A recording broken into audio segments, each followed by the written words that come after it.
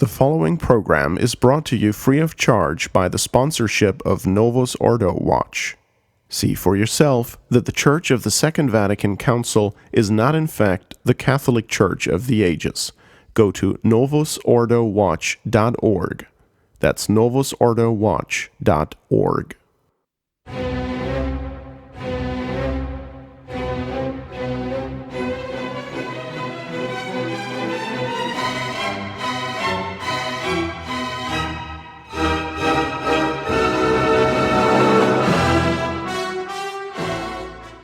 Welcome back to another episode of Francis Watch, sponsored by Novus Ordo Watch. As always, we want to give a special thank you to Novus Ordo Watch, who have sponsored every Francis Watch episode ever, which you can find at franciswatch.org. You can find Novus Ordo Watch, of course, at novusordowatch.org.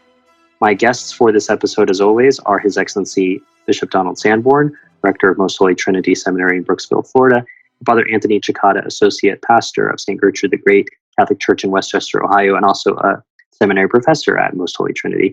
Your Excellency, Father, thank you for joining us. Nice to be here again. Pleasure to be here once again.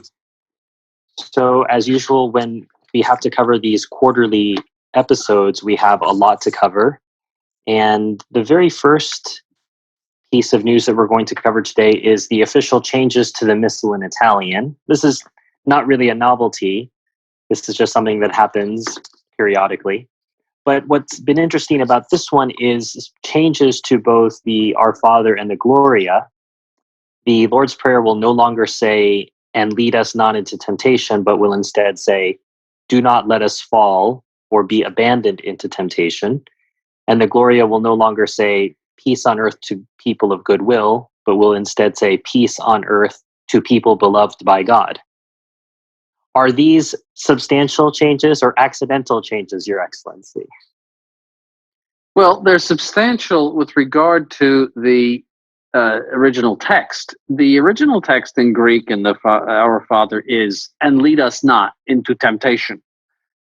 The meaning is obviously not that God would be leading us into temptation as if trying to lure us into sin. Obviously, that's not the meaning. The meaning is that that we should, give us the grace so as not to consent to temptation. That's the sense of it. So he has translated it in that way. Do not let us fall or into temptation. That is the correct sense of it. But the danger is that you cannot change sacred scripture according to what you think the sense is. That's why St. Jerome was very slavish to the Hebrew when he translated it into Latin, because he said, "I want you to hear sacred scripture and not Jerome." But, the modernists have repeatedly done precisely that is to change the text in order to fit a sense that they think should be applied to it. So it's a very dangerous thing. Even if the sense is correct, it's a dangerous thing. And the church has always, very deeply respected those texts and has commented them accordingly. And so what it is a change of the, a departure from the text of sacred scripture in order to fit the sense of it. And Yes. the obvious, yes, go ahead. Well, this is a trick that, as we know, they've been pulling for years. The dispute over translating pro multis as for all, and for all men, and then eventually for all people.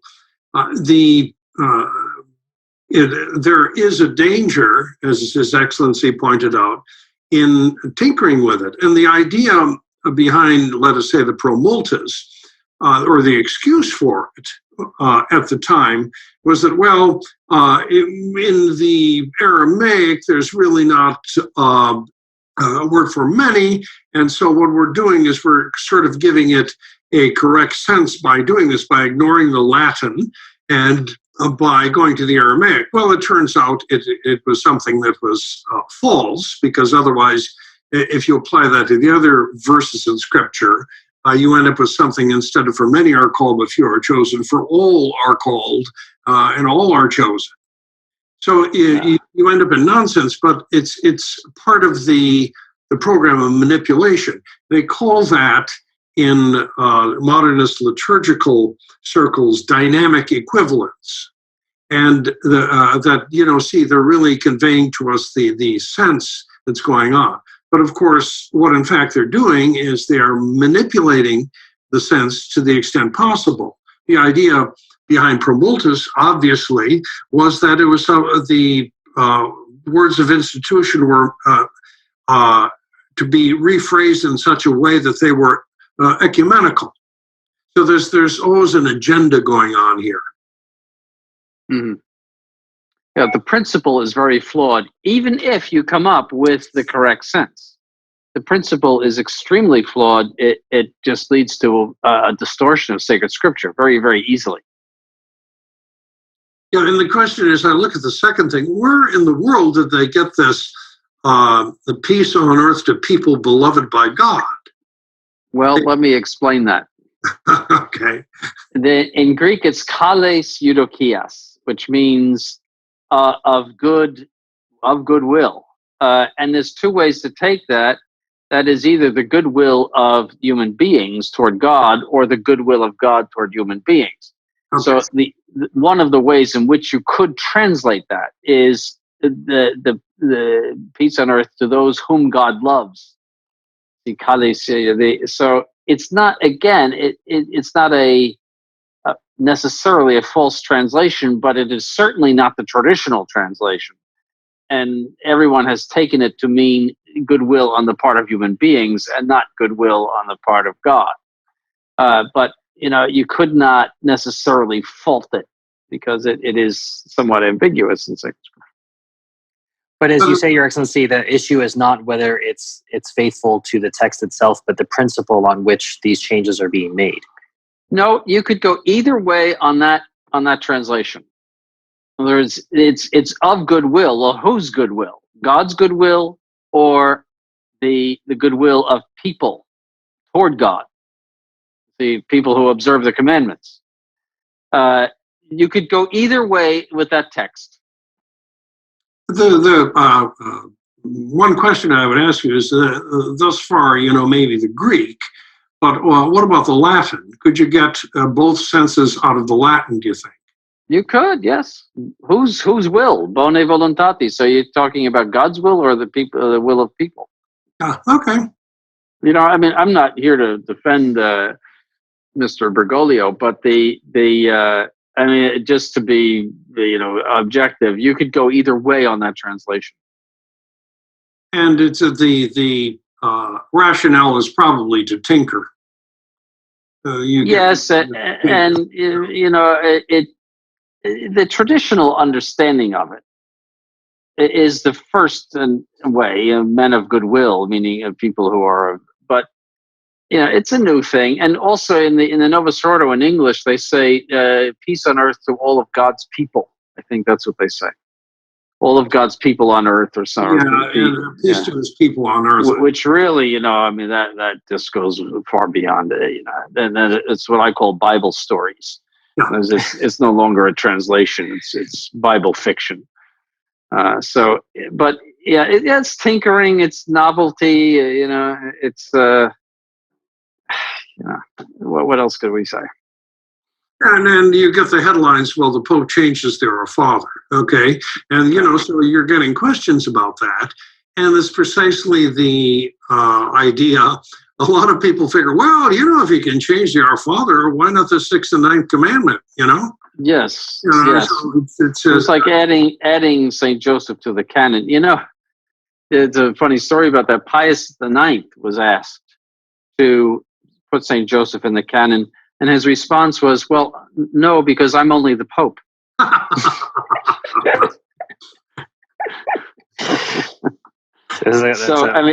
the respect that the Church has for these age-old traditions.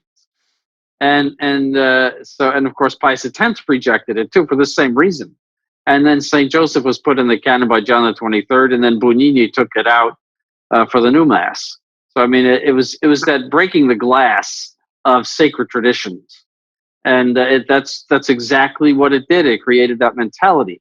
just like the gradual reforms of Bonini through the 50s and early 60s, so that priests were just used to, just something else coming down the line from the Vatican now, and little by little they were in the mood for change.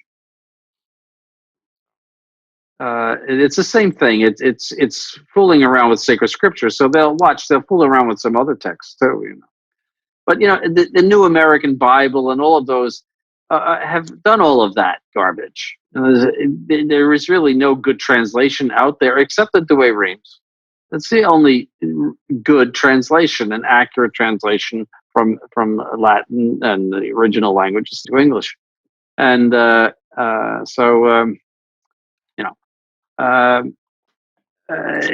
it's just this contempt for tradition. That's what I would call it. Well, there's more contempt for tradition on offer today, Your Excellency. We recently got the text Instrumentum Laboris, which is the working document for the upcoming Amazon Synod, which is going to happen in October. When I first heard the word Amazon Synod, Stephen, I have to say that I thought it was perhaps a gathering of leftist nuns. The nuns on the Amazon bus. That's right. Well, they may be there too. They may be there too, Father. So the synod will be taking place in October of this year in Rome, but the preparatory document has come out, and as usual, it's lengthy. It's 64 pages. We don't have time to get into all of it today, but we picked some choice paragraphs to share with our listeners, and by share I mean horrify them. And we'll start with. Are we going to call this section Amazon Prime? Yes. I can just hear. It comes with free banana shipping, Father. It does. The jokes are irresistible. I'm sorry. Yeah. It's one of those. So this very first paragraph we're talking about actually discusses multinationals and you could say exploitation of the peoples. So paragraph 17, the communities consulted have also emphasized the link between the threat to biological life and spiritual life, that is, a comprehensive integral threat.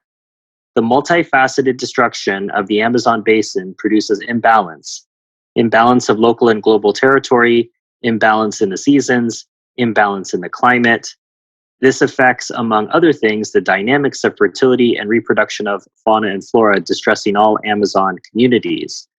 For example, natural destruction and pollution affect food production, access, and quality. And this goes on to end with, in the words of the indigenous people themselves, we, the indigenous people of Guaviare, which is, I guess, an older name for Colombia, are part of nature because we are water, air, earth, and life of the environment created by God. Therefore, we ask that the mistreatment and extermination of Mother Earth cease. The earth has blood and is bleeding. The multinationals have cut the veins of our Mother Earth. We want our indigenous cry to be heard by the whole world. So, Your Excellency, do you hear the indigenous cries? Well,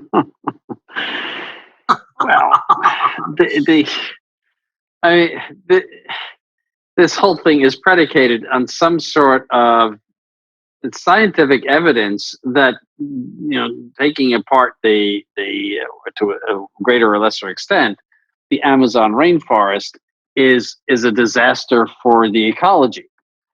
When you think about what the United States did with regard to all of the forests in the Midwest, all of that was, treed, and then they took it all out to make farms, and this country was completely subdued that way, and that reminds me of the command of God in Genesis to subdue the earth.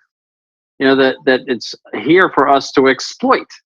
It's not here for us to preserve as if it's some sort of botanical garden.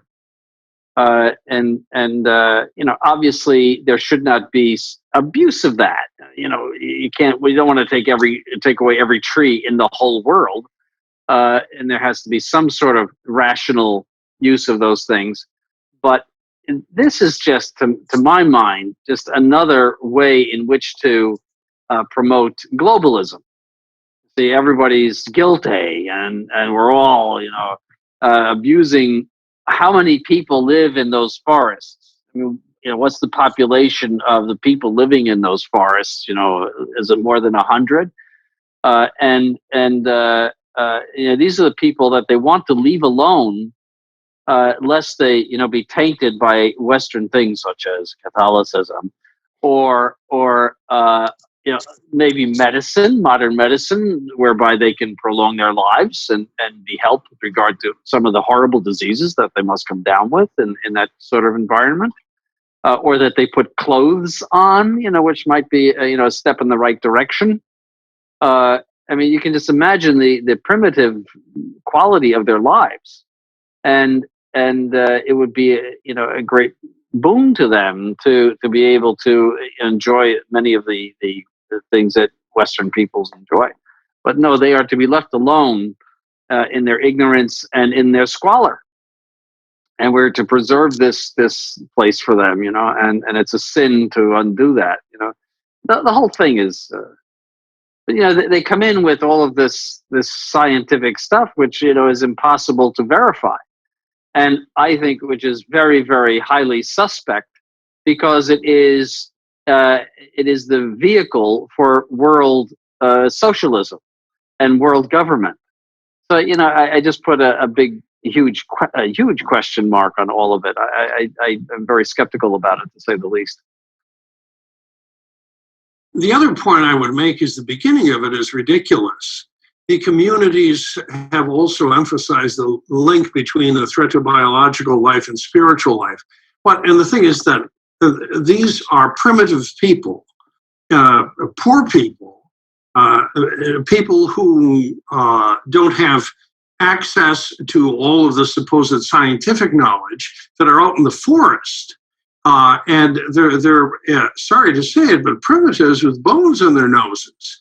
And the idea that the community consulted have emphasized the link, that is nonsense. This is a leftist boilerplate that was made up by some socialist or communist or modernist and put into this document. And this is typical, the idea of the leftists, that somehow they are the voice of the proletariat, and that this represents the voice of the proletariat. The thing is, you ask yourself this question, is in the long run, would people like this in the forest or in the jungle, and let's not say rainforest, let's jungle, is the jungle, and would they object to it being leveled if they could have, let us say, farms and an economy inserted into that place that was inserted into the Midwest of America by our cutting downs of the forest? And what do you think they would say? Why would these people want to get, let's say, on a caravan and a train and sneak into the United States? Right? It's correct. Because what we did in the way of the earth is reasonable and is productive. Yes.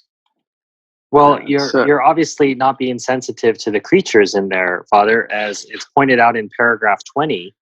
A contemplative, attentive, and respectful look at their brothers and sisters, and also at nature, the brother tree, the sister flower, the sisters birds, the brothers fish, and even the smallest sisters like ants, larvae, fungi, or insects, allows the Amazonian communities to discover how everything is connected, to value each creature, to see the mystery of God's beauty revealed in all of them, and to live together amicably. It's all well and good for the people to move to the United States. Right. But what about your brother Piranha, Father? Yeah. That's all paganism. It's paganism. Worship of nature is paganism. It's as old as Adam and Eve, and that's all it is. And those are just fancy words for worshiping nature, just the way the American Indians did, and all of the the various gods that they had, and the Romans and the Greeks and the Egyptians and everybody else. It's the degradation of the human race through ignorance concerning religion, which is the greatest of all of its ignorances. Well, the people who wrote this document, Your Excellency, will respond that you're being very Christocentric or Christonormative here, or Euronormative. I plead guilty. You're not being respectful of their indigenous culture. Guilty. No, the people are uplifted by civilization, and the bringing of civilization to people, it lifts them up. I mean, they're living lives that are on the level of survival, practically. A charity would demand that, first of all, the charity of preaching the gospel to them, which is the most important thing, but also the charity of uplifting their daily lives. That's it's basic to Catholicism. I mean, it's to help the poor and to help people. For example, the Franciscan missionaries in California taught the Indians, who didn't wear any clothes, by the way, whatsoever, taught the Indians how to till the soil because they did not know how to till the soil. So they were living off berries and various other things that they would gather in whatever forests were there before they burned down, owing to the liberal laws concerning taking trees out for the electricity. So there were forests there, and so that's the way they lived. Now, what greater service, apart from preaching the gospel itself, can you do for people except to teach them how to till the soil? And of course, those Franciscan missionaries are now considered to be, these evil Europeans who imposed horrible things on the poor Indians and all that stuff. But this is all really liberal socialist garbage that we're talking about. It's also a cover-up in this sense that you have the Amazon basin, and it's full of these poor and these primitive people, and then you realize that they're living in a country that has an awful lot of natural wealth, but the political system is so cotton-picking corrupt that these people don't benefit from it. So that's another thing that's to be factored in here. It's not just, let us say, multinationals, but it's their own corrupt government. But this is all grist for the globalist and for the socialist mill. Mm-hmm. That has to be seen beyond the whole thing. Is the excuses for world socialism, world government. We're all in this together. We're all killing the rainforest, and we're all guilty. This phrase occurs again in paragraph 25 that is first named here in paragraph 20. The life of Amazon communities not yet influenced by Western civilization is reflected in the beliefs and rites regarding the actions of spirits of the many named divinity acting with and in the territory, with and in relation to nature. This worldview is captured in the mantra of Francis, everything is connected. Mm-hmm. I suppose... Everything is connected to his brain. If you want a mantra, there's whistling wind between those ears. So apart from referring to that, Father, what else do you think they're going for with the everything is connected so-called mantra? Well, it's pantheism again, and one religion is as good as another, and they float that idea in here as well. And you're getting nature worship, you're getting pantheism, you're getting polytheism, etc. And the message of paragraph 25 is none of this makes any difference. Mm-hmm. It goes back to Vatican II. Non-Catholic religions are means of salvation. Yeah. Same things. As I alluded to, listeners, we're not able to deal with 64 pages in just a segment of Francis Watch, but we'll do a few more paragraphs. Paragraph 120, the creator spirit who fills the universe is the one that has nurtured the spirituality of these peoples for centuries, even before the proclamation of the gospel, and moves them to accept it from within their own cultures and traditions. This proclamation must take into account the seeds of the word present in them. It also recognizes that the seed has already grown and borne fruit in many of them. It presupposes respectful listening that does not impose formulations of faith expressed with other cultural reference that do not respond to their lived reality. On the contrary, listen to the voice of Christ speaking through the entire people of God. Well, this is the seeds of the word nourished by the fertilizer of Vatican II. And this is exactly what It's a powerful fertilizer, Father. Yeah, I would say so. There's a lot of what is nitrogen in it, and which probably is a pollutant. Right? Yeah, it's probably a pollutant. When you think of all the gas that was produced in order to make those documents, etc., I mean, probably there's nothing left of the atmosphere after that. It makes those cows look like nothing. What are these seeds of the word, Father? That's a quotation from Justin Martyr, and the modernists have used that, and it doesn't mean what they want it to mean.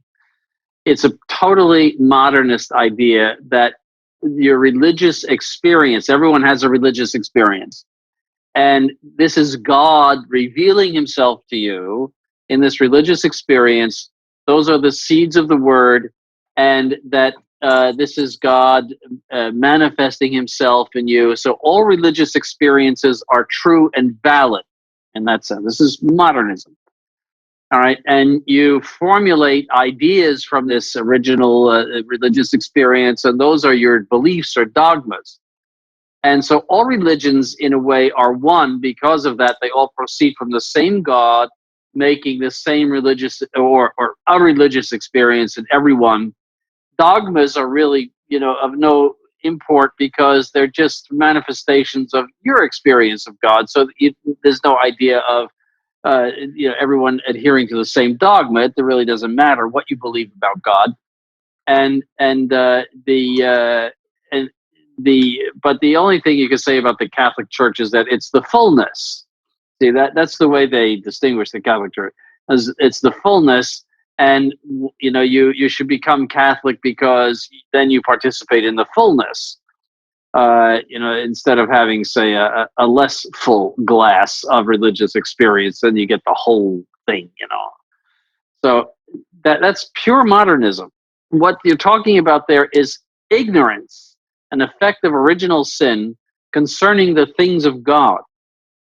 And as I said, it's the worst ignorance of all among human beings. When you think about what human beings have made of religion without the revealed religion of Christ, what human beings have made of it is just, it makes you laugh when you see what human beings do. The spiritism and believing in all of these demons and all sorts of horrid things. The Aztecs, believing in a serpent, which is a devil, and rites that are horrifying, like cutting out people's hearts, in order to serve the serpent.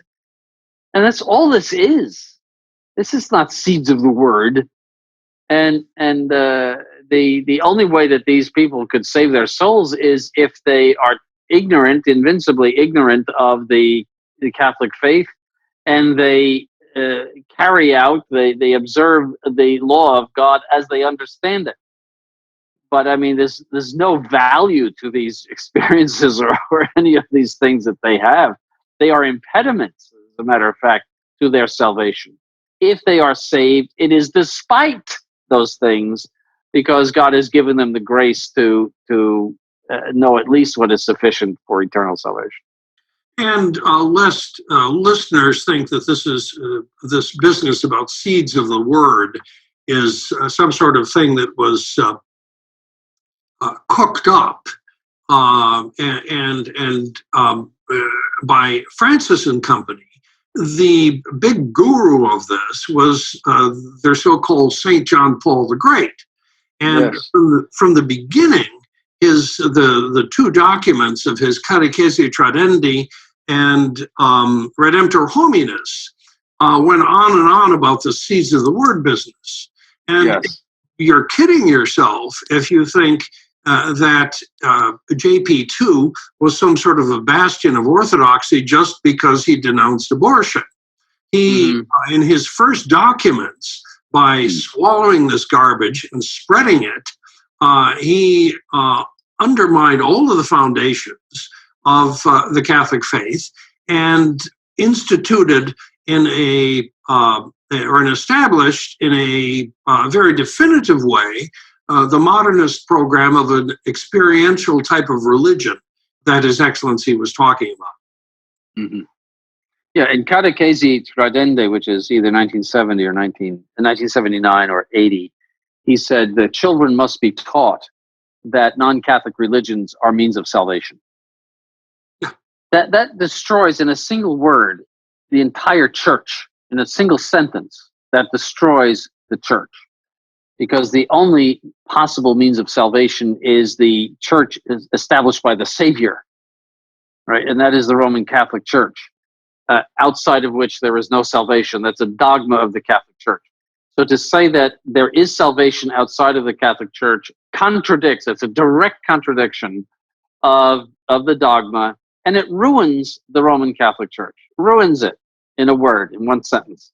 So anything else that he said that was good, JP2, is overshadowed by this one drop of poison that he puts into his teaching, and that's ecumenism. The ecumenism is the soul of Vatican II, and it is the reason for all of the problems in the church.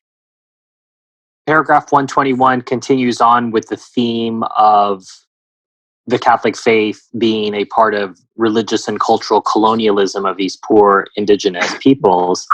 It is necessary to grasp what the Spirit of the Lord has taught these people throughout the centuries. Faith in the God, Father, Mother, Creator, communion and harmony with the earth, solidarity with one's companions, striving for good living, the wisdom of civilizations going back thousands of years that the elderly possess and which influences health, life together, education, cultivation of the land, the living relationship with nature and Mother Earth, the capacities of resistance and resiliency of women in particular, rites and religious expressions, relationships with ancestors, the contemplative attitude, the sense of gratuity, celebration, and festivity, and the sacred meaning of the territory. It looks like they're checking every single box possible in the leftist agenda, Your Excellency and Father. Yes, that about covers it. Yeah, this is a really pretty like sprinkles to put upon what is a totally primitive life that they're leading, and gross ignorance concerning the things of God, pantheism, paganism. Those are the proper words for all of those things. And the going therefore teach ye all nations, etc., the solemn command and mandate of Christ to the apostles and to the church. And the first thing that the church is going to do is wipe away all of that ignorance and teach the truth to people. So, this is just wanting to hold them in ignorance. I mean, it is the worst possible and most uncharitable thing you could do to somebody, is to let him lie in ignorance. It's like letting him lie in his excrement, and doing nothing to pull him out of that. It just makes me sick to hear it. And it's at this point here, it's become so bold and so open. The effects of this ecumenism, and all of this is this paganism is in effect presented as an ideal worthy of imitation, and something that is just fine and is perfectly good. So it overthrows, as His Excellency says, the command of our blessed Lord to make disciples of all nations. It moots the whole point of moots the whole point of the church. Yes. This goes back to Jean-Jacques Rousseau, too. Remember, he said in the 18th century that the best state of man was when he was running naked in the forest. That this is the ideal of man, and that society and religion have corrupted man. Jean-Jacques Rousseau. Yeah. Yeah, so it's always helpful to hear lectures on morality from someone who gave up all of his illegitimate children to the Catholics to take care of for him. Yes. Someone wrote a book about that, Stephen, and I think it's beginning with Rousseau. As an English author, his name escapes me now, but I think it was called something like Liberals. And this author took the heroes, the gods of the left, and went through and documented how horrible they all were. And Rousseau was one of them. Marx was a perfectly awful person. Yes. All sorts of 20th century people, the playwright Günter Grass, who was considered, a really big deal as far as being a dramaturgist, etc. And I mean, one after another, personally, there were people you wouldn't want to have anything to do with. But they're the ones who have formed the attitudes and the philosophy and the non-religion of modern society. Yes.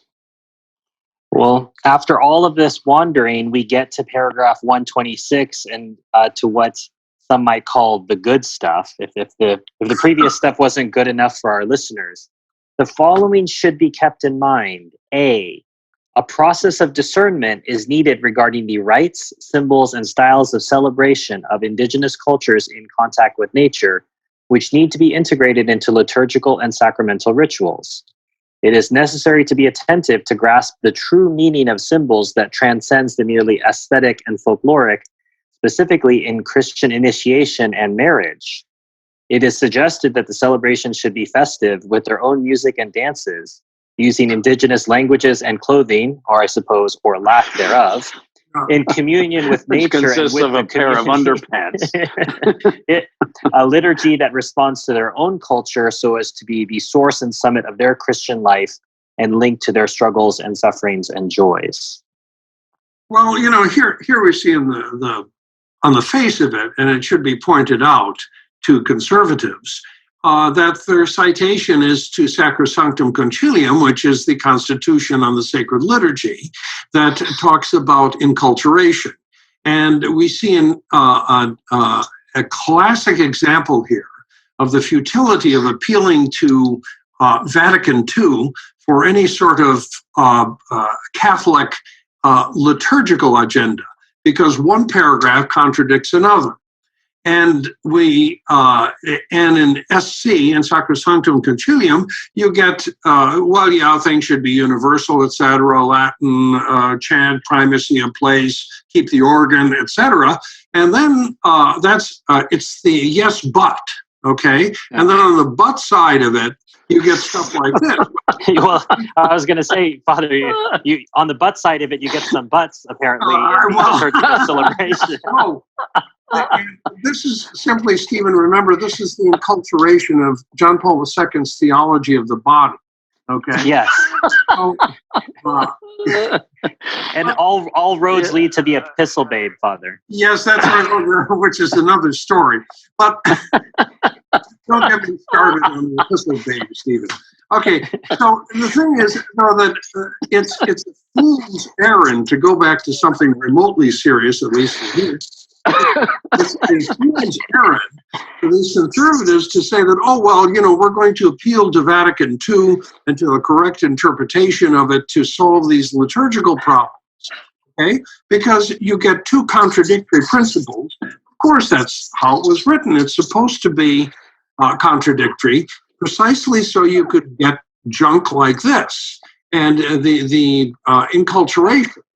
And so what you have here is they're simply, the lefties who wrote this document are simply running with something that they got from Vatican II. And, that's why we always say it has to be dumped and burned. I'm glad you brought this up, Stephen, because our deacon, who will be ordained in a few days, will have his Mass test on Monday. So we watch his Mass. And I'm glad you brought this up because I will instruct him that he has to work in a few of these enculturating items into the Mass. You'll add that to your clipboard list, Father Cekada? Yes, there's a couple of things, that he has to put in order to. There might be some Amazonians in the at the first Mass. Yeah, I'm not sure on the Cajun business. Something to do with accordions, etc. If I'm not mistaken. And you have to pay attention to the harvesting of shrimp, Father. Yes, that's right. Well, he should have vestments with shrimp on the back.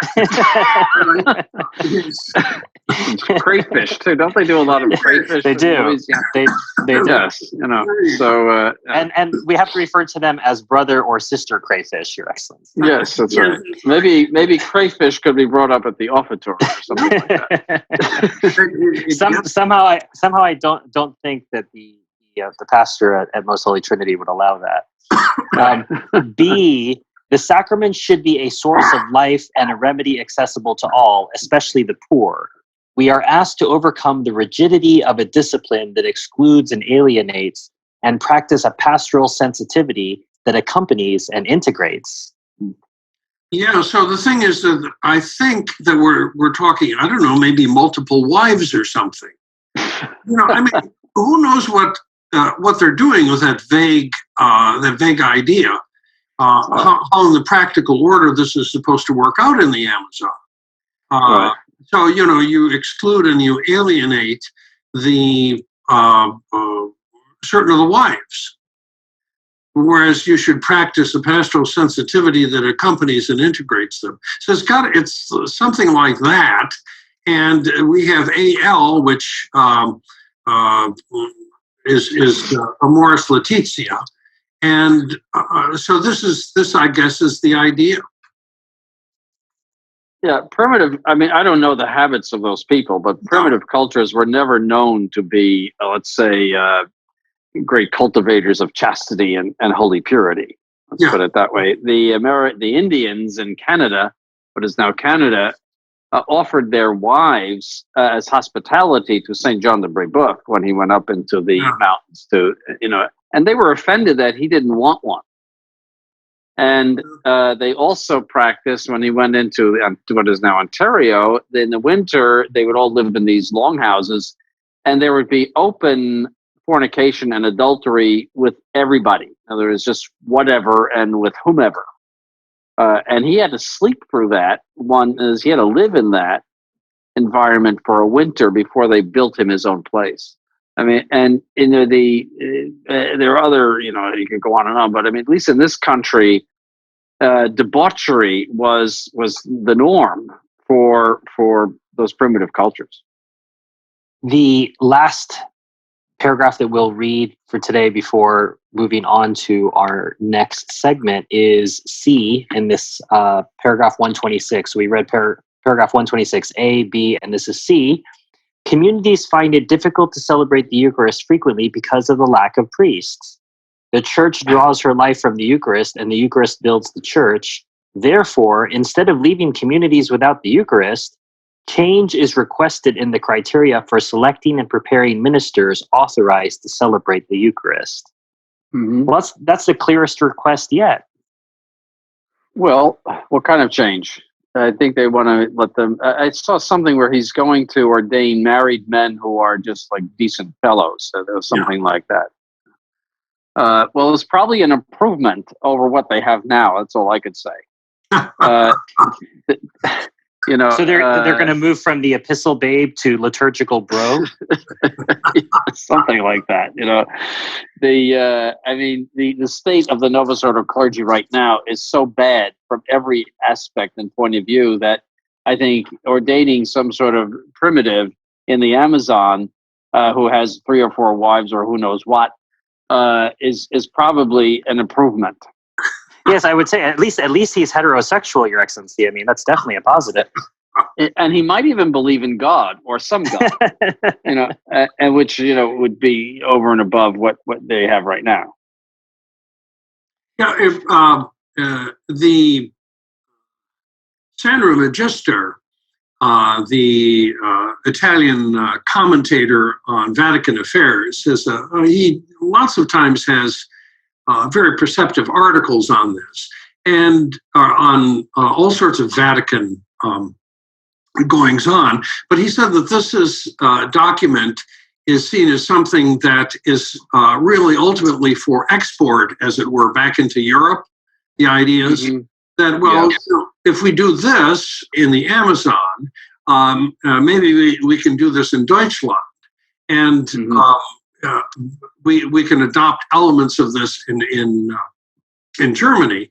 And of course, the German and Austrian so-called theologians naturally had a hand in putting this particular document together. And they speak about it as the agenda of Martini. Now, not that you need a martini after you read it. That was Cardinal Martini, who was the horrible Jesuit Cardinal Archbishop of Milan. And these were ideas that he had floated. So the Vatican Observer here says that this Italian says that it's something that is being run up the flagpole, as it were, and that's going to be exported back to Germany. He says that everything makes it clear that Francis has not raised objections to this program for the church in Germany. So that's supposed to be the next step, that the Germans, which Magister points out is one of the most disaster-ridden churches in the world, will take this agenda from the Amazon Synod and will run with it.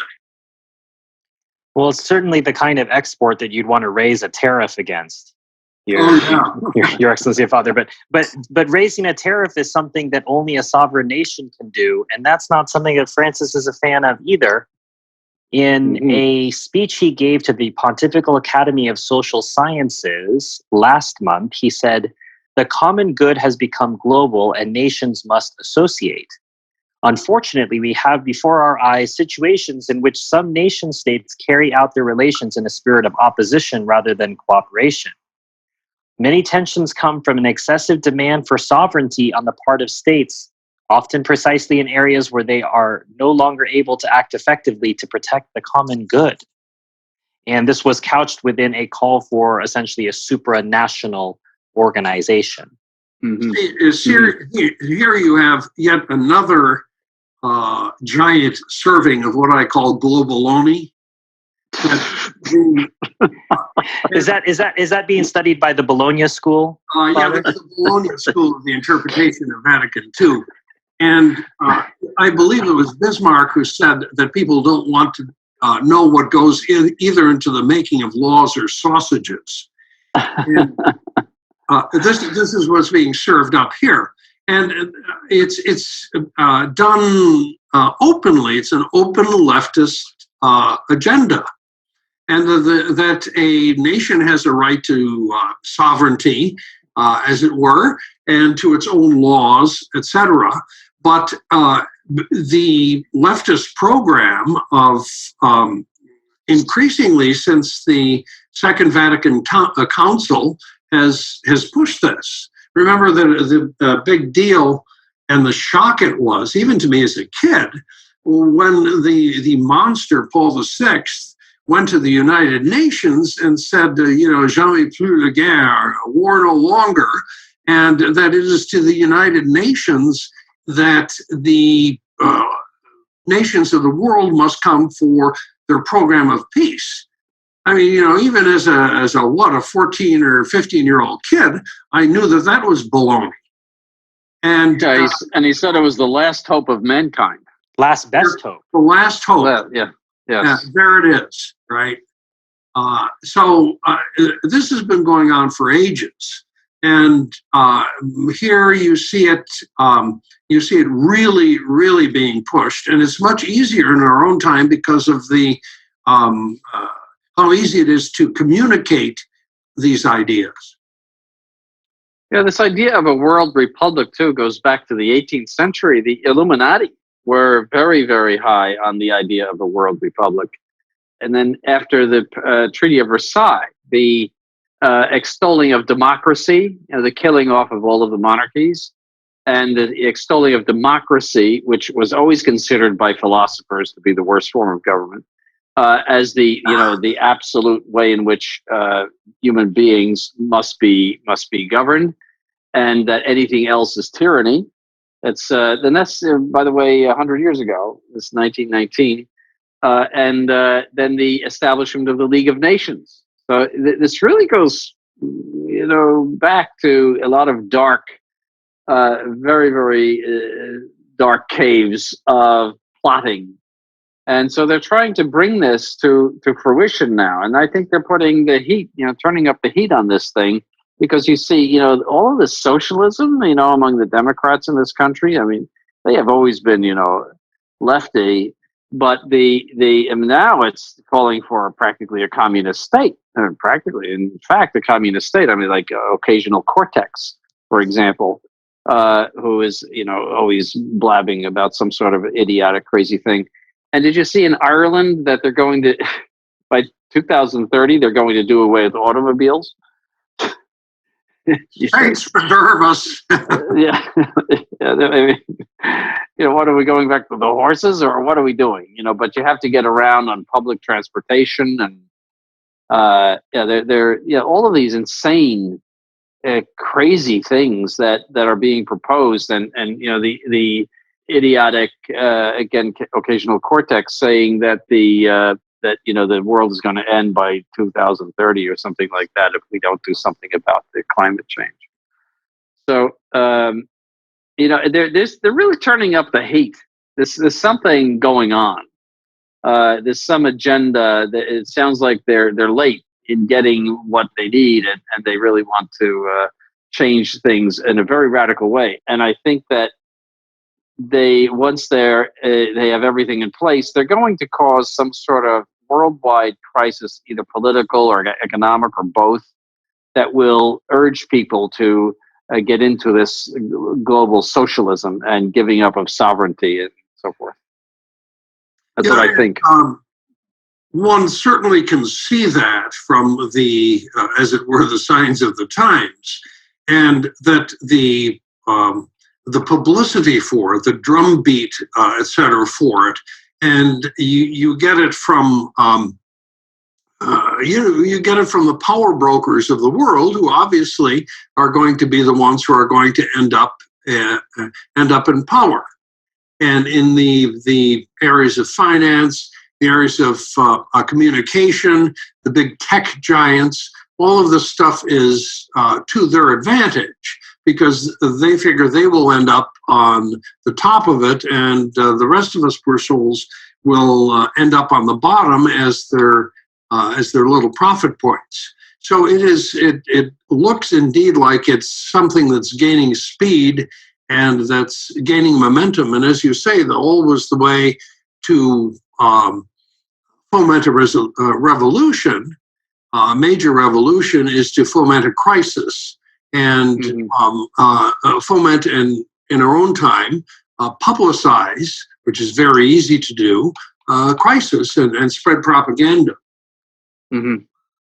Don't forget that the human race is on the march to the times of the Antichrist. We're in a procession, so to speak, every single day, and it gets closer, just like Christmas comes closer with every day. The Antichrist is getting closer and closer, and in order for him to reign, the world has to be prepared for him. And in all ways, they are making tremendous advances with regard to people's ideas, liberalism, and godlessness, and the whole homosexual thing as being something that you could be proud of, and who knows what else is coming down the line after the the sodomite pill has been swallowed, and where that becomes a civil right. I mean, there's all sorts of other, things, and I always mention the sadomasochists. I mean, why don't they have rights? And it's just, why not? Why don't they have parades and whatnot? And once you abandon the natural law, anything goes, and it's very, very, very scary. So, I think we have to keep that in mind. And all of this is that the world is not going to end well. Right? And by that, I don't mean, it's going to end tomorrow or people, but I'm saying that the human race has to meet up with the Antichrist. And it's, things are not going to improve. They're going to get worse because of that necessary procession that we are in that will end up with the Antichrist. And that has to be a global world government with all sorts of very restrictive and repressive attitudes, and where the Catholic faith will be persecuted. And we have to understand that. And very few faithful will be left on the face of the earth. There's some very insensitive comments about sodomites, Your Excellency. Francis does not share your view. He received not just a homosexual, but an atheistic homosexual from Britain in the last month, and he told him, giving more importance to the adjective gay rather than the noun man is not good. We are all human beings and have dignity. It does not matter who you are or how you live your life. You do not lose your dignity. There are people that prefer to select or discard people because of the adjective. These people don't have a human heart. It's your over focus on adjectives, Your Excellency. That's the problem. Yeah, that's the problem. Yes. Yeah. But that's human dignity consists in, first of all, your human nature created by God in his image. And yes, everyone participates in that. But there is a moral dignity which you lose when you disobey the law of God. So, people who are steeped in sin and who are attached to sin have lost their human dignity. And there's no human dignity in hell. It's anymore there's dignity in a garbage can. So, but that isn't what is known as personalism. That was John Paul II. That you're a person, so therefore, no matter what you do, your morality does not affect you as a person, and as a person you have dignity. And you don't have dignity if you are an immoral person. I'm sorry, you don't. And the Pope Pius XI said that one of his encyclicals that it consists, human dignity consists in the obedience to the law of God. So we also have a visit that Francis made to Romania in which he discusses ecumenism. I always have this idea: ecumenism is not reaching the end of the game, of the discussion. Ecumenism is walking together, praying together, the ecumenism of prayer. In history, we have the ecumenism of blood. When they killed Christians, they did not ask, are you Catholic? Are you Orthodox? Are you Lutheran? No, they asked, are you a Christian? And the blood mixed together. It is the ecumenism of witness, another ecumenism of prayer, of blood, and then the ecumenism of the poor, those that work together, that we must work to help the sick, the infirm, for example, the people that are a little at the margin, below the poverty line, to help. Matthew 25 is a beautiful ecumenical program. It comes from Jesus. To walk together, this is already Christian unity, but do not wait for theologians to arrive at communion. Communion happens every day with prayer, with the memory of our martyrs, with works of charity, and even of loving one another. Of course, this is being delivered to a mostly Orthodox nation in Romania. Yeah, the schismatics. Already he denies the dogma of the Council of Florence, that even if you should shed your blood, if people who are outside of the faith should shed their blood for Christ, that does, not give them eternal salvation. So this heresy involved. Stalin, when he persecuted the Catholic Ukrainians, you bet he asked people whether you're Catholic or Orthodox. Yes.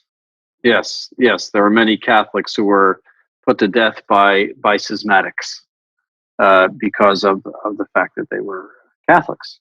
Yeah. And how many Protestants put Catholics to death in England and in Germany and Holland during the Reformation, various other places. Again, it's nonsense and heresy. It's the spirit of heresy, and that ecumenism is walking together as if there are no dogmatic differences and nothing else to worry about, just walking together because we both profess Christ. We both accept him as the Lord. And it's ecumenism. It goes back to Vatican II. That Matthew 25 organization he talks about is, in fact, in some sort of international evangelical outfit. And in fact, their operation in the Cincinnati area had its headquarters near the office of our architect, Joe Bear. It was just down the street from them. And it's one of those sort of indifferentist type of programs that is to praise it as Bergoglio did here. Again, this is the idea that religion consists basically in handing out bologna sandwiches. And I mean a lot of bologna in his case. And the reduction of it to that, and as usual, well, dogma doesn't matter. That it's everything is sort of in praxis. That is this gives you the encounter with Jesus. That is the essence of the religion. As we were saying that when he appointed Supich, the cardinal in Chicago, he actually thought it was something to do with the soup kitchen, and that's why he got the particular red hat. So, yeah, and that comment, "Don't wait for theologians to agree to arrive at communion." This is an admission that after more than 50 years of Vatican II, there has not been a single reconciliation of any of those who are outside of the church to the Catholic Church, or what they perceive to be. That ecumenism has been a total failure from that point of view. And as I have pointed out in the past, the Church before Vatican II managed to reconcile many schismatics and many heretical groups to the Catholic Church, both individually and in groups, and was always working to do that time and time again. And but it's just a total failure. The whole thing is a failure. So we can't worry about theologians. We have to just walk together. So that's the new way. Yeah, the thing is that in the practical order, the whole thing is a failure, right? If you look at the liturgical revolution that they launched, people are fed up with that, and there's a reaction against it. Ecumenism is a giant flop. Their idea of presbyterum ordinis, etc., and the priesthood. Well, I mean that nice renewal there that ended up in the state penitentiary. Go down the list of and covered very well by the Vatican II means of social communication. Okay, so it's one joke, one cotton picking joke after another. And one failure after another. The idea that people were going to somehow be drawn to the church is a joke, and people are leaving in drawers, and the Titanic is going down. And they're still insisting that no, there's no iceberg there, and that everything is just everything is just fine. This was a great success. I mean, that's just the stuff I can think of off the top of my head for Vatican II. If we went through all of those documents, we would see that it was a gigantic failure. The new evangelization, right? Mm-hmm. So the new evangelization means that no one practices the faith in Europe anymore, and the Muslims are invading it.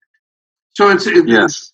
People live in a world of unreality after 50 years. Yes, and even South America is going over to the Protestants who practice the traditional evangelization. Yeah. In other words, you have to become a Protestant in order to be saved. Yeah. And so Brazil and those strongholds that the final strongholds for the Novus Ordo are disappearing right now. And but the state of the so-called Catholic religion in Europe and in North America is absolutely abominable. Yeah. And now Father Cekada and I will remember, because we're more or less the same age. We were told when Vatican II came out that this is an attempt to draw people to the Catholic Church. That we want. Yeah, remember all of that? Oh man, unity and we're reaching out and we're going to draw them back to the Catholic Church. This is the reason for Vatican II.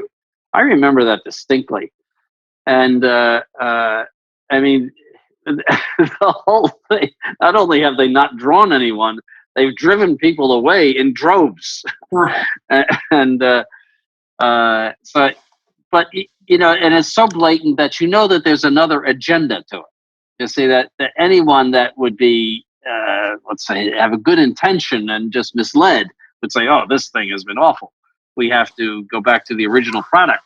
Yeah. But no, they it's another dose of Vatican II, this huge hypodermic needle, another shot right in the arm of Vatican II, and. What are you laughing at? Because I'm imagining this huge hypodermic needle of horrifying doctrine that people would get injected with. Yes, yeah, that's true. The thing is that if you look at this document, we were going through the Amazon document, and it is Vatican II on steroids, and this is their solution to everything. The more of the stuff. Yes. And that you up the dosage, and it is simply not working. Yeah, well, I think it's working for them, though. I think there is an agenda with these people that they want to totally transform Catholicism, is still using the Catholic name and the Catholic buildings and all of that, but totally transform it into something that will prepare for Antichrist. They have to work Catholicism into the agenda of Antichrist. Yeah. And global religion and globalism, that's all he talks about is some sort of naturalistic thing, with global warming. And the bishops of California just issued something, 7,400 words on what's how global warming is affecting California. And as I said, the only thing affecting California is their liberalism, which is making the forests burn, because they won't let the companies take away the trees from where the power lines are. And so the power lines come down in various weather conditions or earthquakes or whatever, and they set alight these trees, and of course the whole place goes up. That's why they're having problems in California. It's not because of the weather. And California has always had droughts, and it's always had floods. It's earth, fire, and water. that's California. I mean, it's got problems as a place. The ground shakes, the place burns up in the summer, and then it floods in the winter. But it's all they're worried about here. What's really burning up is their church. But they come together, and we got to worry about California. And the what's really the problem is their church is burning up and burning to the ground, and they don't give a hoot about it. And I think it's because they really have an agenda. You could not possibly explain it in any other way. They are happy to see this happening. They want to see it happening, and there's no possible explanation for it otherwise. Last time I checked, to become a member of the Swiss Guard, you are still required to be a Novus Ordo Catholic or Novus Ordo adherent to be eligible. But in an address to the Swiss Guard, Francis wanted to emphasize that religious diversity is human wealth. He said, "Above all, you have the opportunity to create healthy friendship and train yourselves to respect the peculiarities and the idea of others. learning to recognize in the other a brother and a companion with whom to share serenely a stretch of the road. This will help you to live in society with the right attitude, recognizing cultural, religious, and social diversity as human wealth and not as a threat. This is particularly important in a world where there are, as never before, large movements of populations and people searching for security and a dignified life. Like, is that the people in the Amazon too? You know. Well, this is, it's more of the same old garbage. Migration. Let him take the gypsies and put them in his backyard in the Vatican and knock that 40-foot wall down. And put up with all of that stuff that he expects the rest of the world to put up with. Yeah. Bring in the Libyans and the people from Lower Africa and put them right there in the Vatican gardens. Put them up in the Casa St. Martha in the breakfast line. Yeah, I'm all for it. Yeah, I'm all for. I think that's absolutely the right idea. Bring them in, give them a espresso and a dose of Nutella, and let them go over and talk with the big genius at the table. Yeah, and they could move in with the cardinals in those apartments along the Via della Conciliazione, share and share alike. Why should those big fat cardinals have their own place? Bring in some of those migrants, Well, the segment is Caution, Francis Speaks and Acts, and there's still more here, but we have to pass over them. Just briefly, I'll mention them because they led to an event in our next segment.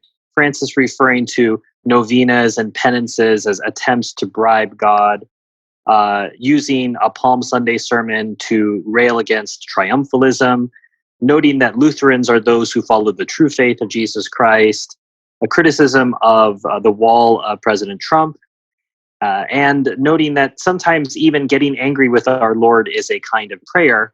It seems that even people like Cardinal Burke have had quite enough and put together something called a Declaration of Truths, which I have labeled the Syllabus of the Errors of Francis. So Burke and Schneider were the prominent signatories. There were 5 bishops altogether. And I just clipped a few of these, I would say, propositions, Your Excellency, Father, and it would be helpful to note whether this can be held by a Catholic or if this is simply the best of what the Novus Ordo has to offer.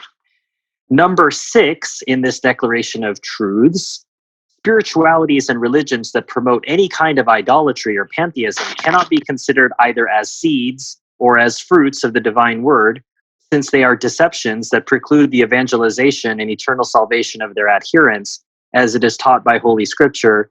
The God of this world has made blind the minds of those who have not faith, so that the light of the good news of the glory of Christ, who is the image of God, might not be shining on them. Well, as the modernists say, there's something to throw into the mix. That's an opinion that, you can throw into the mix, and that can be an object or something of dialogue. But, as far as in this system, as far as it expressing any sort of truth, well, I mean, the concept really doesn't exist. Sorry, Cardinal Burke and Monsignor Schneider.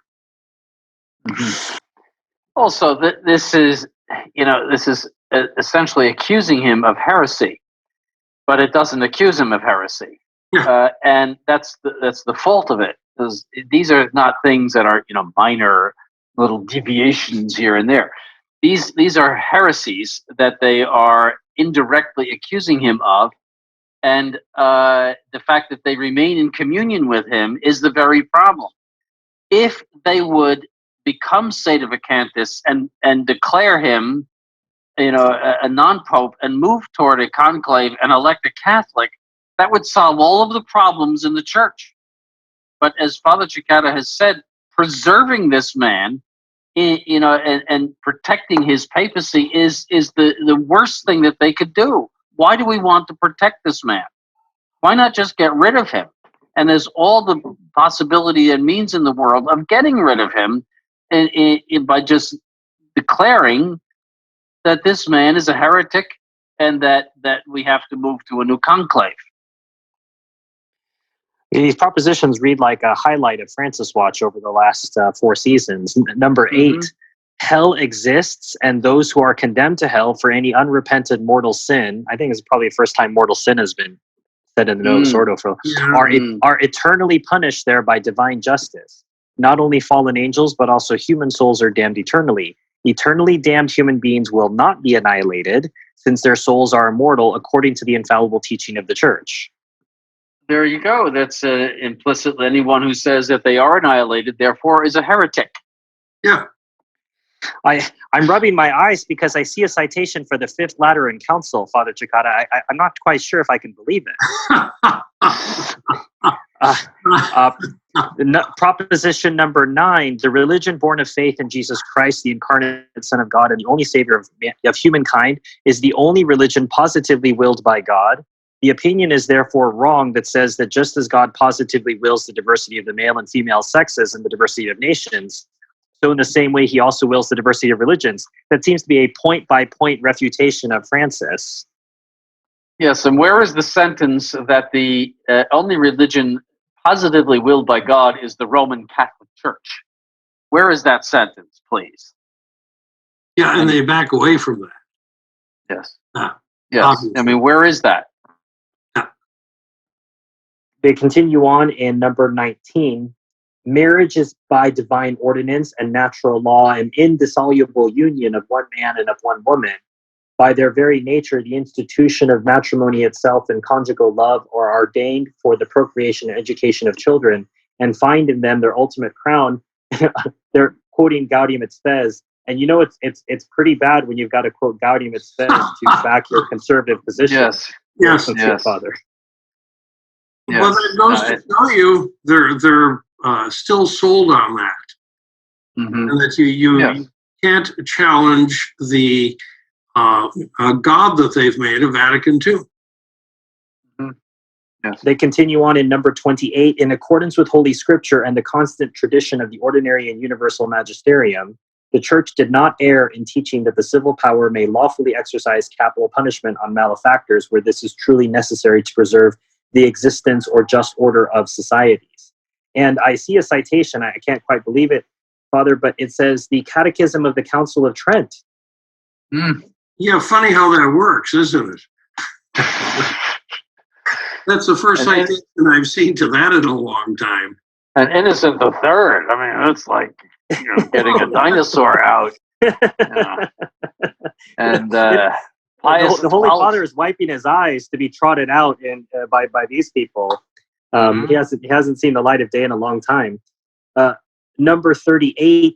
According to the constant tradition of the Church, the sacrament of the Holy Eucharist may not be given to those who deny any truth of the Catholic faith by formally professing their adherence to a heretical or to an officially schismatic Christian community, and again, citing the flawed 1983 Code of Canon Law. Again, using Gaudium et Spes and the 83 Code, this is the fallback positions for these conservatives.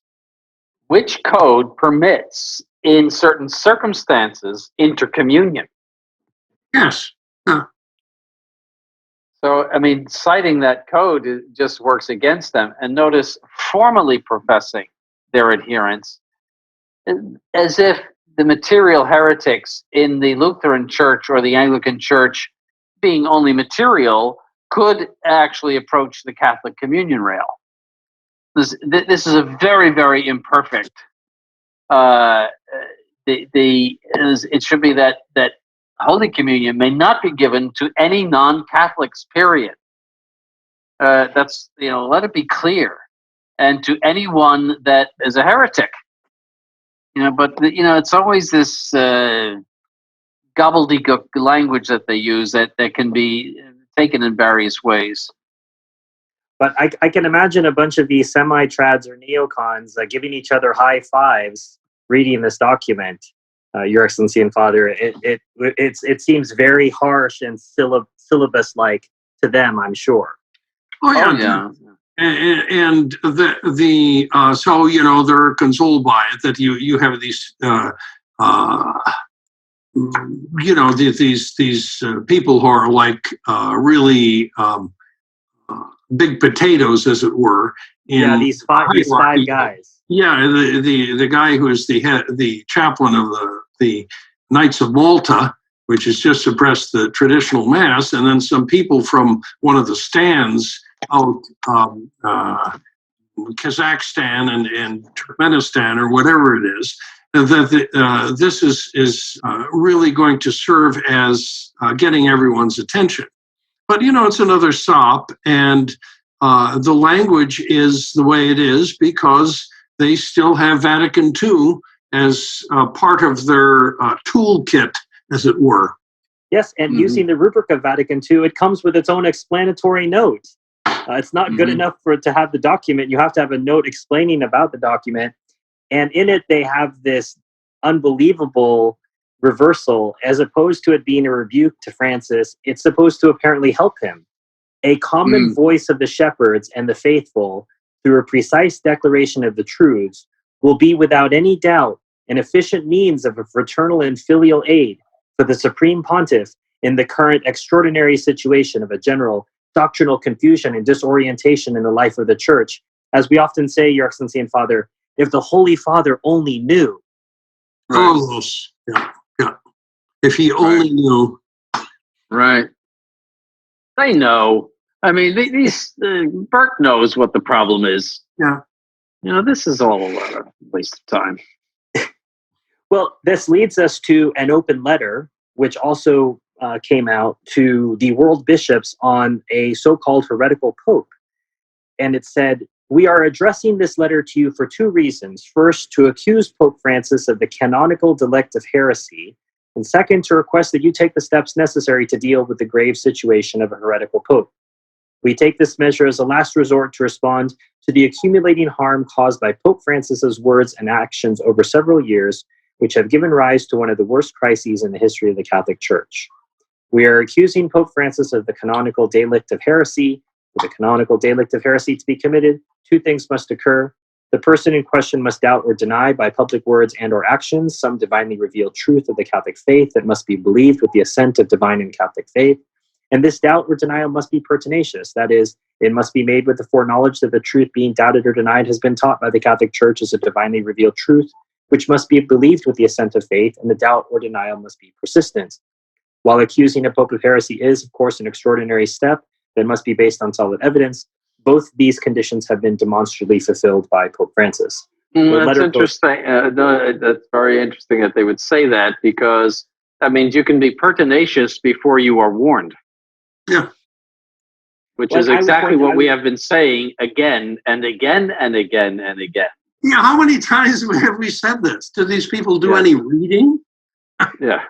It seems as though these people have done some reading, Your Excellency, Father, insofar as they've put this out to the bishops. None of the bishops have signed on, and I think something like 9,000 or 10,000 people have signed on to this idea. Do you see this as, to take up the theme of seeds of hope?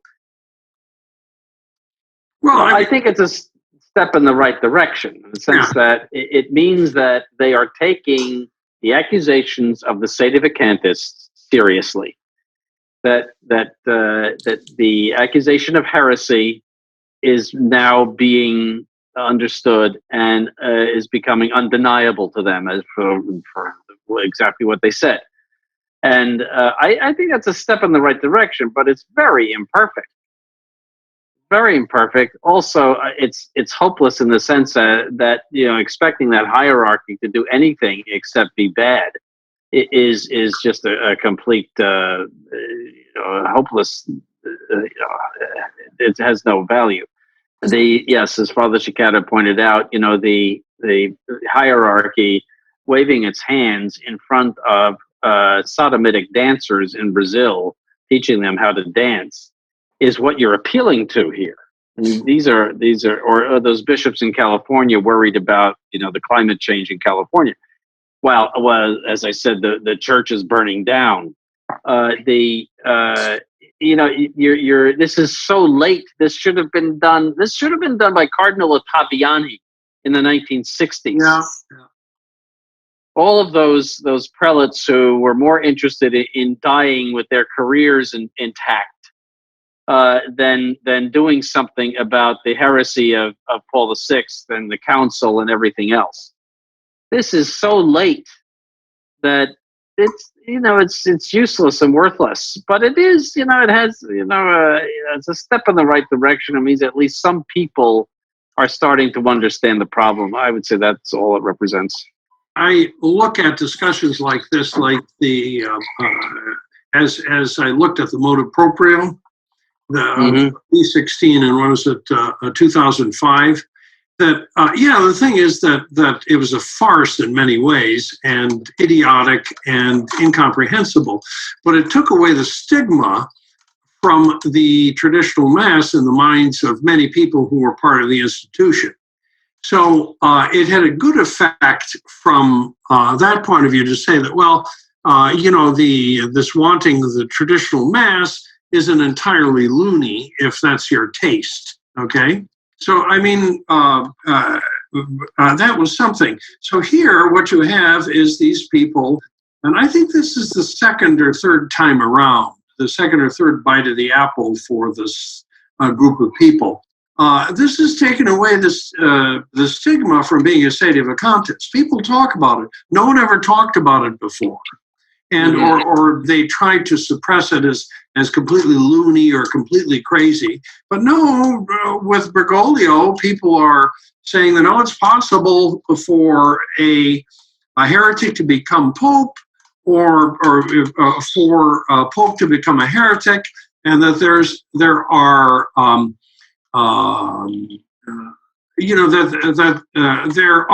can be effects for something like that if it's proven.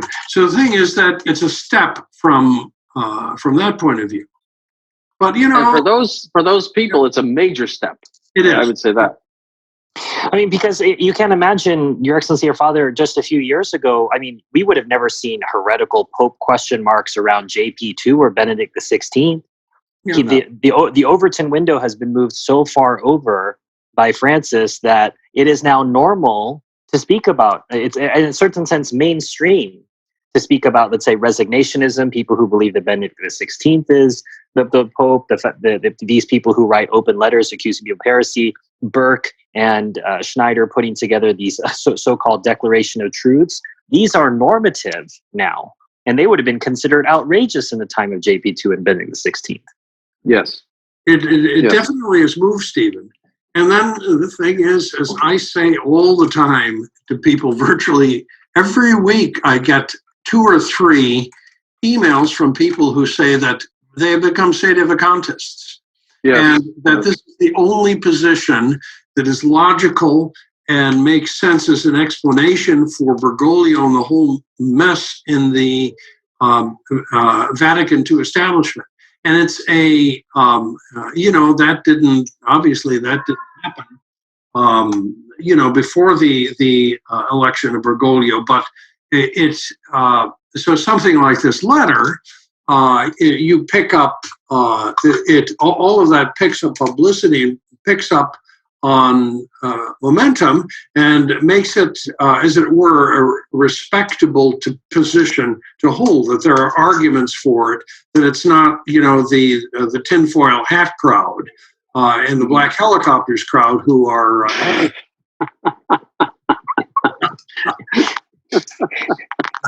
It's the Roman hat crowd, I think.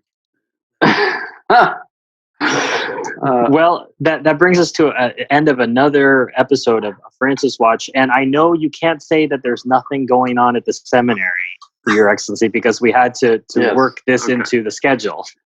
Yes, that's right. Yes, this was hard. There was a lot going on. Well, we have 2 ordinations, one to the diaconate and one to the priesthood this coming week. And let's see, I was just up in Quebec, where Father Dutertre is doing a great job of giving the sedevacantist people there a lot of great instruction, and he gives them Mass every week. And he just got his own place, and he's all set up. And I had been there a few weeks before, but I went to both places this time where he says Mass. And things are going well. We have 3 new candidates for next year. And you never know who will come during the summer. Also, we will have, we're sending up to Cincinnati 4 seminarians to be tonsured sometime in August, which is should be a shot in the arm to the people up there. 2 from Nigeria and 2 from their own parish. So they will be able to, when you have somebody that's tonsured, they can do a lot of things that they can't do when they're not tonsured. So it helps the seminary too. As I said, we can have pontifical vespers. You have to have cope bearers who are tonsured for vespers. And so pontifical vespers on a big feast day has these 7, with the 6 cope bearers, and it's very difficult for the MC. It's the master of ceremonies. It's his nightmare because they all have to do this sort of choreography in the sanctuary, but it's wonderful for the bishop because he just sits there. There is no easier ceremony for a bishop than vespers. He just sits and everybody else does everything else, and they come over to him and they say get up now, and So I always look forward to pontifical vespers. As I poked from going to sleep or anything. As a special person to do that, he's in a cope too. As I was told by a master of ceremonies this time last year, once you've done an Episcopal consecration, it's all downhill from there. Yes, that's true. That's true. It's yes. So. So we can look forward to a lot of ceremonies with them, and even on Sundays, if it's not pontifical, to have the cope bearers, they need to be tonsured. So you could have solemn vespers, with the cope bearers. It's a beautiful ceremony, very very nice way of doing vespers, and they can do other things too. They can touch chalices. They can a lot of little things that they can do, which helps. They can be subdeacons too. They can act as subdeacons at solemn mass, which helps a lot. Do you have an update on the health of the French seminarian? Yes, he's doing a lot better. Father Duterte was just in France, and he saw him, and he said he's doing a lot better, but he's still not there. He's still not where he should be. He's managing to sleep 6 hours a night, whereas before he had a great deal of insomnia. But on the other hand, he's got more strength but his concentration is on and off, and he still can't concentrate on his studies sufficiently. It's good days and bad days. Sometimes he's feeling better, sometimes not so well. He's on a very, very restricted kind of diet, and so in the opinion of Father Duterte, he doesn't think that he would be able to come back in September, and unless obviously he has some great recovery between now and September. But that was his opinion, that he's still not ready. Although he says that the seminarian Henri Chapeau de la Chanonie wants very much to return in September. So, and I do too. I would like to see him return. He's a very good vocation, and he's he only has he should have been ordained a deacon. He should be ordained a deacon this Monday. That he was on schedule for that, but he had to leave in December, so that was that. Can you hear me? Yes, we'll definitely be keeping him in our prayers. Okay. So yes, somebody to pray for. He's a very strong vocation, and we need somebody else in Quebec who is of French language. And so, we wish we had him, but we don't. And so we need to pray for him. Yes, and so that's why they occasionally send you up there, I suppose, Your Excellency. I'm the only one that speaks French, and I'm going to do something about that. So and we also have to get a Skype school going in French for the people up there. So we have a big agenda. As you can see, Father Cekada, His Excellency's usual lack of ambition is showing through. That's right. Will you be having solemn pontifical vespers up at St. Gertrude's? Well, I think it's pretty hard to resist. You put it that way. If it's, we look upon, say, pontifical mass and say Gertrude's is sort of the equivalent of a pickup basketball game. If you get the personnel, you figure, let's do a pontifical, lay out the vestments on the altar. Here at St. Gertrude's, of course, we had Holy Week, which went extremely well. We had the big events over the past couple of weeks have been the confirmation, which we do on the vigil of Pentecost. After the long solemn vigil, the children are confirmed. This year, because Corpus Christi was so late, we had First Communions and Pontifical Mass on Pentecost Sunday itself. Our choir has been doing an absolutely magnificent job with different Renaissance motets, and even with some contemporary, some modern motets based on Gregorian chant. There are some people who are still writing some good and interesting music. We had the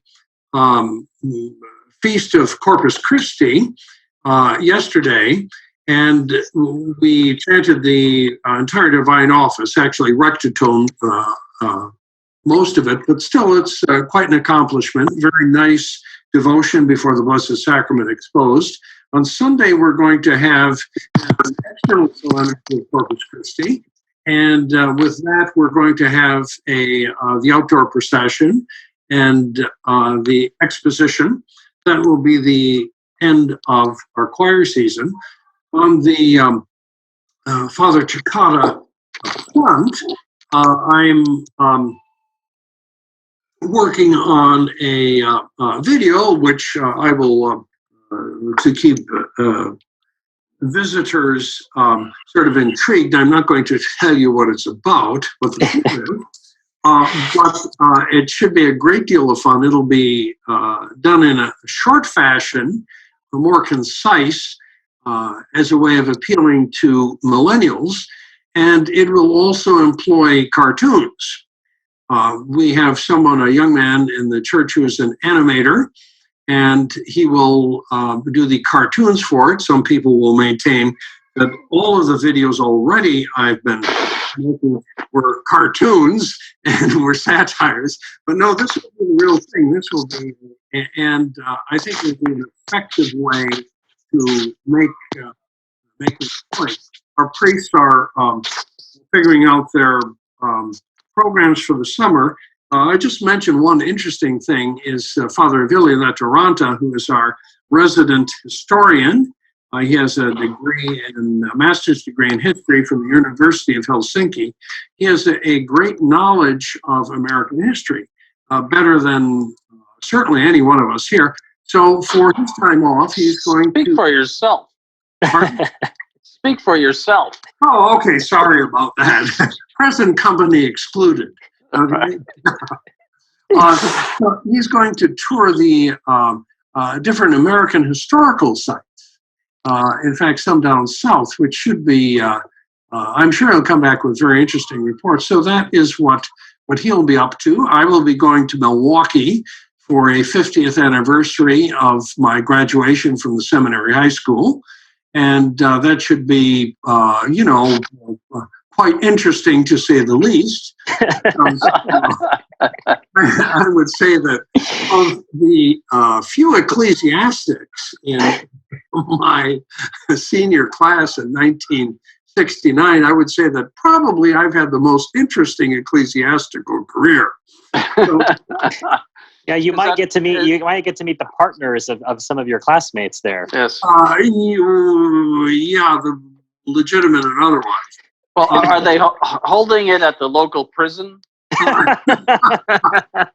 No, actually, there were three other guys in my class who made it to the what they call ordination, and all of them stayed at it, and no one was jailed. So I guess that's something.